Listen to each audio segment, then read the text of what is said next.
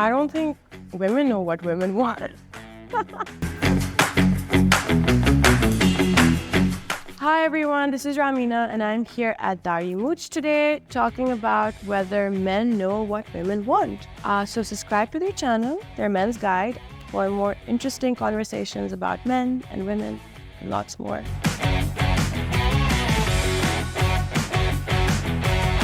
Men, I think they probably believe that, women are into good looks and, being like fit and all. Yes, of course we are as a woman, but that is not the only thing that we look for. For example, take my reference. If I see a really good looking guy, he's beautiful and he's the most gorgeous man in the world, but he has no personality and he's kind of like a sleaze, then no, we're not interested in that because looks at the end of the day fade away with time, right? So what you're left off with is like someone who is annoying and yeah, we don't want that, not at all. As a person, I feel like beauty is something that comes inside. If you are a nice human being, if you're funny, if you're smart, if you're easy to talk to, then women get attracted to you. But if you're just like a jerk with good looks, then, it's just something that you're like, okay, it was a crush, eye candy, overdone with, not something long run. So if a man is also very good looking, it also comes with its, cons, because then women too tend to get so insecure a little bit. I mean, hota hai, I think in every relationship when men get insecure, women get insecure. But at the end of the day, I think ek trust bhi hoti hai. That is also very important. So yes, women also look for men who are loyal, who are trustworthy, who you can depend on, who are consistent, So that is also something that we... Loyalty is number one. I do not believe that men and women are equal. I don't agree to that statement. I feel that women can do certain things and men can do certain things, which, women can't, vice versa. A man should be financially stable in a way, yes, if you want to have a serious relationship or you're looking into getting married to someone. Financial stability is very important. I wouldn't say, just go for someone who is, rich, that will just be called a gold digger. So it's like, someone who is smart, someone who's hardworking. So, because when you're in a marriage or in a relationship, things tend to get very difficult. Sometimes, financial issues come around and you have to sort of be there to, help each other. But he needs to have a base. And I do believe that, yes, I wouldn't want myself to get married to someone who wouldn't be able to provide for me. I think it is important. But it shouldn't be just that he's rich. Yeah, I would like to be with someone who can afford my travel expenses. I love to travel. So if I would have to marry someone and not travel, that would be a no-go. I don't think so. Travel is very important. It would have to be someone who doesn't respect other people. Like, respect is very important. And I've seen a lot of men, not even men, just generally people who think a lot of themselves and treat others as they are lower to them. And badtameezi with staff, that is a no-go. Like, if you can talk to strangers or to your staff like that, then you can do it to anyone. So you're not a nice human being. That is what I feel. So yes, respect others. Don't demean others. Don't think of yourselves as, higher than anyone else. And there are a lot of people who, share responsibilities and, sometimes rent. Of course, when difficult times arise, women or spouses or like me, we will be there for the, to support, to help, because, it's a marriage. You're supposed to help each other out.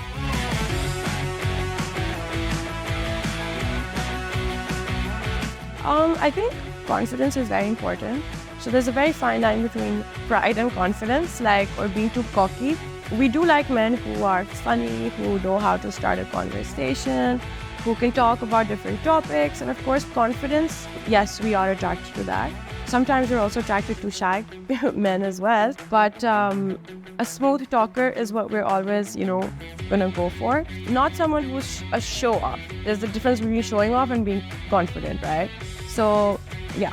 If you are smart and you're confident, yes. If you're just gonna show off and, just talk about like how many cars you have, then yeah, no, we're not interested in that.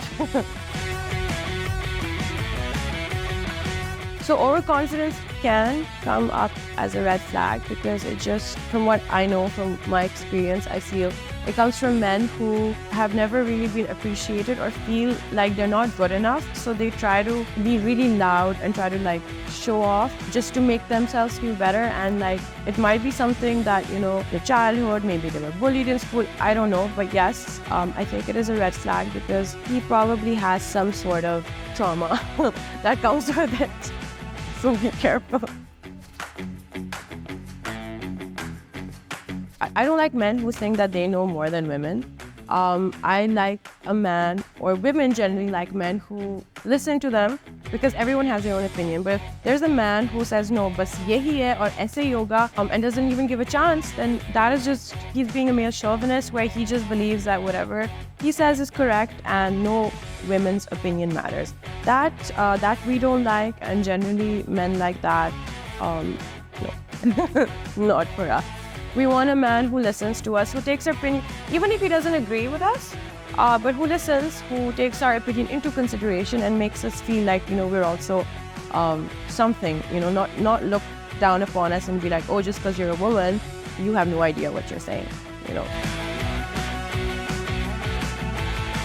I guess we do like emotionally available men because a man who knows and is in touch with his emotions, a man who can cry, who can actually, talk about his feelings, that is what makes a man stronger. A lot of people, or mostly in this society, men have grown up, or they were raised in a way, don't cry, you're a man, act like a man. That is just suppressing their feelings, and that is why a lot of men tend to grow up with a lot of issues, and it becomes very difficult on them. It's a big burden. So I feel, yes, men should be emotional. There's nothing wrong in showing your emotions, in being vulnerable. We're all humans, and that is very important.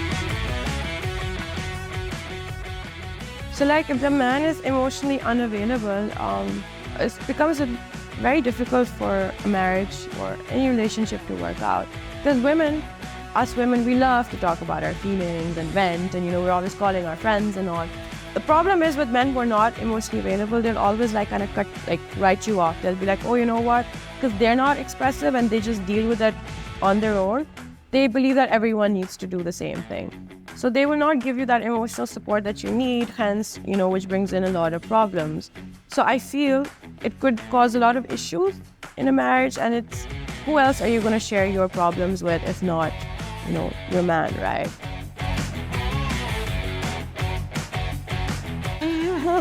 Yes, let's talk about toxic men. I think every girl in her one point in her life is attracted to bad boys. I think we've all been there. Yes, we do like the bad boys, because we've watched all these high school dramas and Hollywood movies where, the bad boys, like the love of your life, and it's like adrenaline rush and all. As fun as it can be and as heartbreaking, when you are just younger, I think women, they tend to, because you're not, in a hurry to sort of get married, or so you're like, yeah, let me just, let's see where this goes.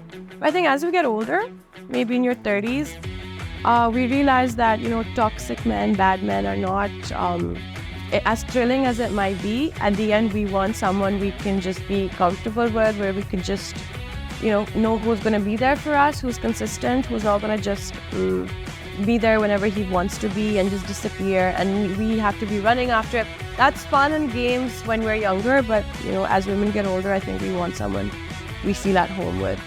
We don't want to be constantly on an adrenaline rush and running from here and there. We want peace and we want comfort, and yeah.